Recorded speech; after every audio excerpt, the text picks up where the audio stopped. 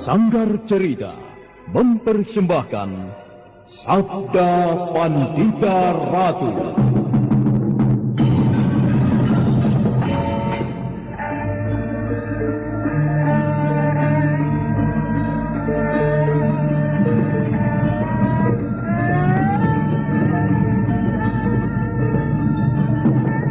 Kureguk anggur Mahadewa, kucicipi madu sabdanya. Bumi ku remas dalam genggamanku, matahari dan rembulan ku telan dalam perutku. Kendedes, sukmamu telah kuraih, nafasmu ku senggama di bulan merah. Ku jelang cintamu, ku seret melanglang maya pada bak nirwana para dewa.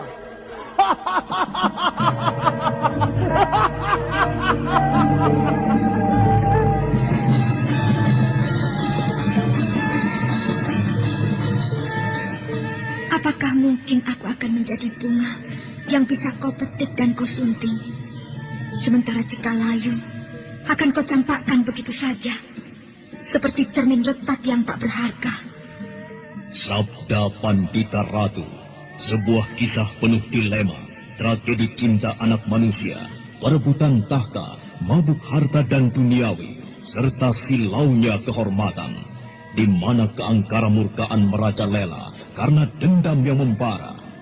Kisah ini berlatar belakang berdirinya Singasari.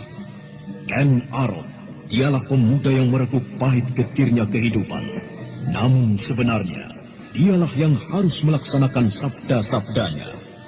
Perjalanan sengsaranya adalah awal untuk meraih keberhasilan, untuk menuju kejayaannya di saat Singasari berdiri.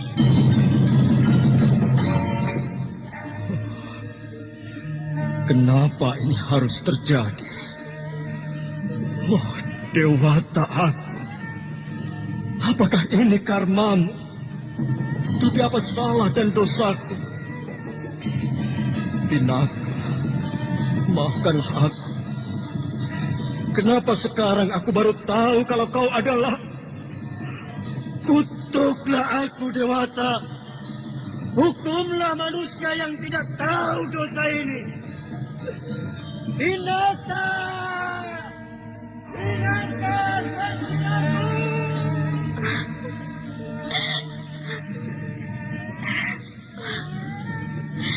Beginikah perjalanan hidupku?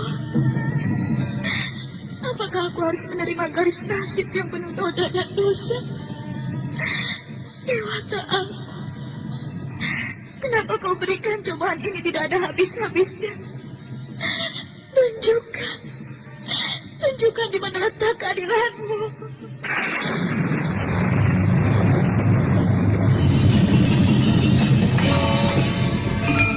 Apakah cita-citamu itu, Kenumang? Aku ingin mengubah nasibku. Aku bosan dengan kehidupanku selama ini yang terlunta-lunta, akrab dalam pelukan kemelaratan. Kadangkala aku berangan-angan, aku adalah seorang istri dari Patih.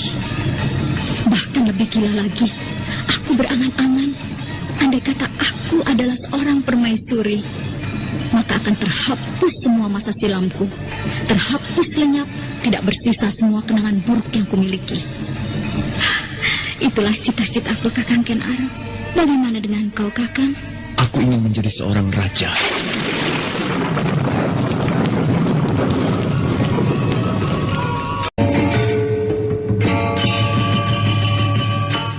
Sabda Pandita Ratu kali ini menampilkan episode pertama dengan judul Tumenggung Murti Wandawa. Dalam seri yang ke-17 ini dengan para pemain Eli Panca sebagai Ken Ratus, Ajeng Atmakusuma sebagai Rahastri Kandi, Ferry Fadli sebagai Kamaswara, Handi Rishadi sebagai Biku Dewa Hastu, Ivonoro sebagai Pinaka Swasti Ratu, dan pembawa cerita Asdi Suhastra. Sekali lagi, Kamaswara segera memusatkan panca inderanya dan kemudian melompat mundur jungkir balik mengambil sikap seperti semula. Sedangkan Pinaka Swasti Ratu berdiri tegak dengan kaki merapat. Kedua tangannya seperti sedang menyembah di depan dada. Namun perlahan-lahan sikap itu segera berubah. Perlahan-lahan Gadis itu merendahkan diri sehingga kakinya agak merenggang dan amblas ke dalam tanah. Kekuatan yang terpancar dari sikapnya menandakan ia tengah merambah pada senjata pamungkas. Seolah-olah berat badannya menjadi berlipat-lipat, sedangkan sikap tangannya yang semula saling menyentuh kini berubah. Jemari tangannya menuding ke atas, sedangkan telapak tangan kirinya bagaikan menyangga ke bawah. Sepasang anak muda itu masing-masing telah memusatkan kekuatannya.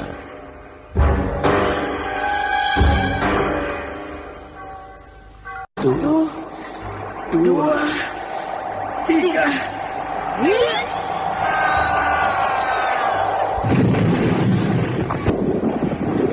Gabungan kekuatan itu menghantam tumpukan batu-batu yang menyumbat pintu goa.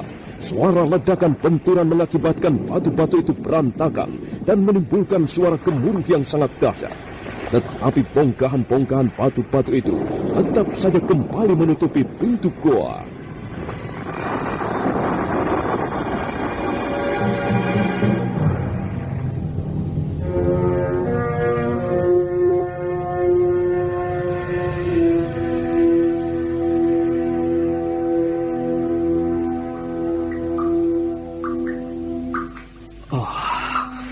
Ternyata usaha kita masih sia-sia. Apa yang harus kita lakukan sekarang? Tidak usah terlalu cemas. Paman Biku pasti akan berbuat sesuatu untuk menolong kita. Jangan panik. Sebaiknya kita tenangkan diri dulu. Mudah-mudahan Paman Biku segera mengetahuinya. Ada apa dengan Paman Biku Dewa Hastu? Mengapa sampai saat ini beliau belum juga datang menjenguk kita? Apakah kau merasa lapar, Pinaka? Tidak. Aku belum merasa lapar. Mungkin pamanmu ketiduran, sehingga lupa kepada kita. Sebaiknya waktu kita ini, kita pergunakan untuk melanjutkan mempelajari ilmu yang terpahat pada dinding gua, daripada kita mempersoalkan Paman Biku Dewa Hastu. Oh ya, Pinaka, aku rasa sikap yang kau gunakan untuk mempelajari ilmu itu tidak tepat. Ingat baik-baik pesan Paman Biku. Hanya dengan mengosongkan jiwa, kau akan berhasil mempelajari ilmu itu. Ilmu yang terpahat pada dinding gua itu memang sangat luar biasa. Namun dasar-dasarnya sama dengan yang selama ini kupelajari dari ayahku Galuh Urang. Aku tidak mengalami kesulitan untuk memahaminya. Aku mengerti, tetapi aku melihat seperti ada sesuatu yang tidak dapat kau mengerti. Tetapi entahlah, mungkin kau yang benar. Justru aku bingung melihat kau bersikap diam. Tidak melakukan sesuatu, kecuali hanya memperhatikan gambar-gambar itu tanpa mencobanya mengikuti dalam gerakan. Aku harus bersikap begitu, Pinaka. Karena berbeda dengan kau yang sudah hafal dengan unsur-unsur gerak ilmu itu. Tentunya, aku harus menempuh cara yang berbeda. Kau tentu tidak akan berhasil dengan cepat. Apalagi dalam waktu kita yang terbatas. Kalau kau tidak langsung mencobanya dengan unsur gerak. Nanti, setelah semua gerakan-gerakan gambar itu dan kalimat-kalimatnya sudah hafal dalam ingatanku, baru aku akan mencobanya. Nah, lanjutkanlah. Biarlah aku akan menyimak saja dulu. Atau mungkin aku bisa memperhatikan gerakannya darimu. Aku tidak keberatan. Baiklah, aku mulai lagi. Kembali kedua anak muda itu melanjutkan pelajarannya. Terus dan terus sampai tidak mengenal waktu. Sementara waktu berjalan semakin cepat, tidak terasa fajar pun sudah tiba. Tubuh Pinaka Swasti Ratu berlepotan lumpur dan hampir-hampir menutupi kecantikannya. Sementara sebaliknya Kameswara, meskipun tubuhnya bersih karena dia tidak melakukan gerakan apapun kecuali menghafal dan menganalisa, namun tatapan matanya menjadi kuyu dan kelihatannya letih sekali. Saat fajar tiba, pemuda itu mengambil tempat duduk di atas batu. Dia bersila di atasnya dan alam pikirannya pun mulai menerawang. Angan-angannya menjelajah pada alam yang berbeda.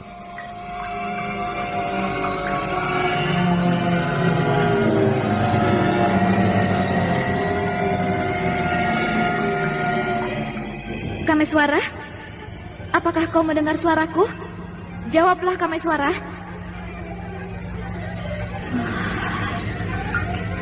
Kameswara larut dalam semedinya. Sebaiknya aku melakukan hal yang serupa.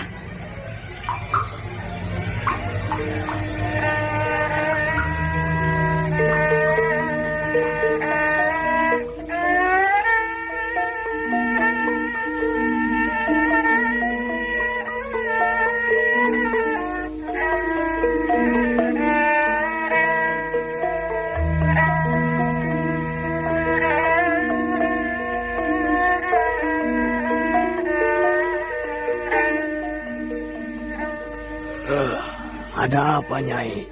Sepertinya Nyai sedang kebingungan. Paman Chandrik, apakah kau melihat anakku Rahastri Kandi? Oh, tidak, Nyai. Saya tidak melihatnya. Memangnya ada apa? Rahastri Kandi pergi. Anak Angger Rahastri Kandi pergi? Pergi kemana, Nyai? Dia tidak mengatakan kemana perginya. Anak itu meninggalkan surat yang tertulis di atas lontar ini.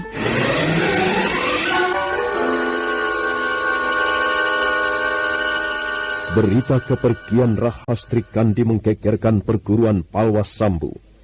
Ken Ratus istri Mahesa Branjangan segera memerintahkan kepada semua cantrik dan murid perguruan untuk segera menyebar mencarinya. Sementara di tempat lain, gadis itu sendiri dengan tenangnya menunggang kuda menuju ke suatu tempat.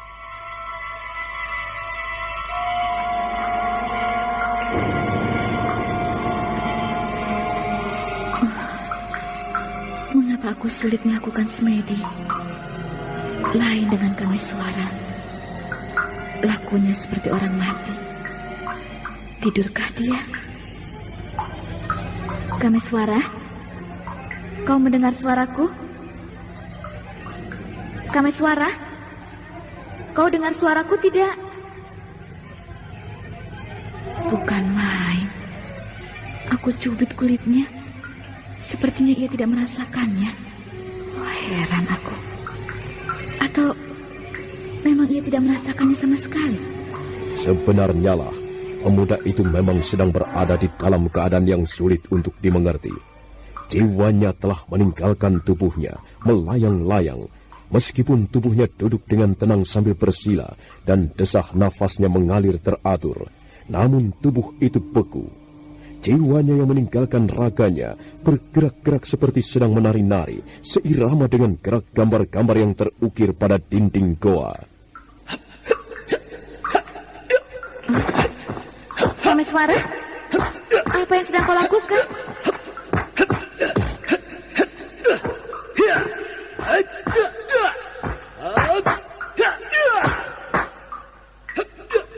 Aneh. Kameswara sepertinya tidak sadar dengan semua yang dilakukannya. Ia bergerak dengan mata tertutup. Bukan main. Hebat. Sangat menakjubkan. Gerakannya persis sama dengan gerakan gambar yang ada di dinding goa. Gadis itu sangat kebingungan melihat apa yang dilakukan oleh Kameswara. Semua gerakan pemuda itu memancarkan keperkasaan olah kanuragan dari perguruan Wulan Sumirat. Sementara itu, tanpa disadari, sepasang mata melihat semua yang terjadi pada kedua anak muda itu. Mata itu melihat dengan takjub, melotot, dan mulutnya komat-kam lagi menyembunyikan rasa kagumnya. Sedangkan Pinaka Swasti Ratu sendiri yang menyaksikan langsung sangat terkejut, serasa sulit untuk mempercayainya.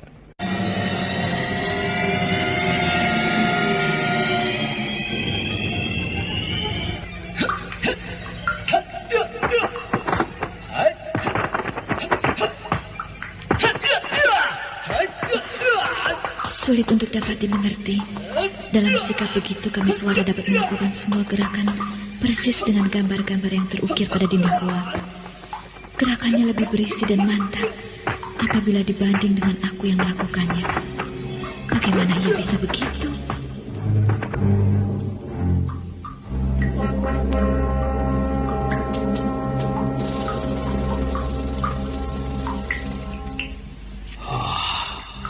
Sungguh hebat anak muda itu. Dia mampu menggunakan akal pikirannya untuk membaca makna dari guratan-guratan yang terpahat. Lain dengan Pinaka Swasti Ratu yang hanya mengandalkan gerakan wadaknya saja. Bukan main. Bukan main. Hebat. Hebat. Mendengar suara tepuk tangan dari seseorang, Pinaka Swasti Ratu terkejut bukan main. Dia merasa heran. Ternyata di dalam goa ada orang lain selain dirinya dan Kameswara. Gadis itu segera berpaling ke arah suara itu. Namun tidak dijumpai seseorang pun. Akhirnya dia beranjak dari tempatnya dan berusaha mencarinya.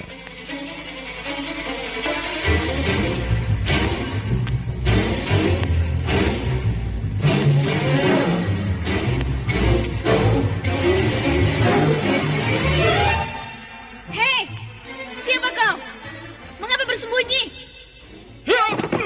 Hei, jangan lari. Hup. Ayo.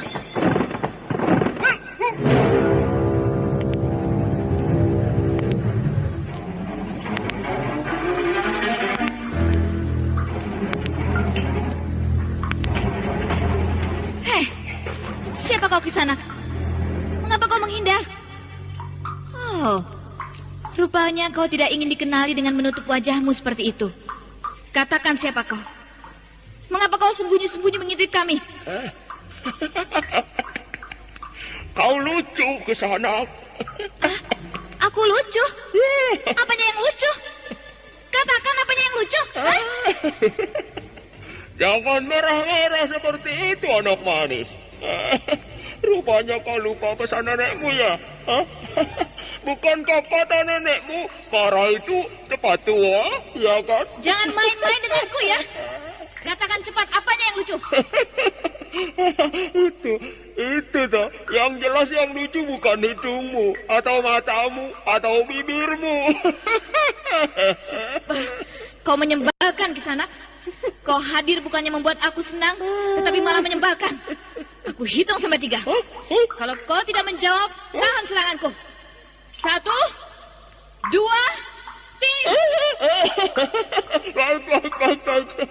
Baik, aku katakan yang sebenarnya apa yang lucu. Yang lucu itu adalah pertanyaanmu, mengapa kau bertanya kepadaku? Siapa kau Kisanak? Siapa kau Kisanak? Seharusnya aku yang bertanya padamu, mengerti? Perempuan cakep tapi kok jelek. Tahukah kau bahwa kehadiranmu di dalam gua ini bersama lelaki pemalas itu yang doyan tidur telah mengganggu tapa berataku? Mengganggu tapa beratamu? Iya. Dengar anak dungu, namaku Jalatapa. Jalatapa. Beratus-ratus tahun aku bertapa di dalam gua ini. Selama ini tidak ada satu manusia pun yang mengganggu ketenanganku. Aku bertapa dengan tenang, setenang si pemalas itu tidur. Kini tapa berataku menjadi sia-sia karena kehadiranmu yang sangat mengganggu. Mengerti? Saudara pendengar, silakan menunggu kelanjutan kisah ini pada seri berikutnya. Sampai jumpa.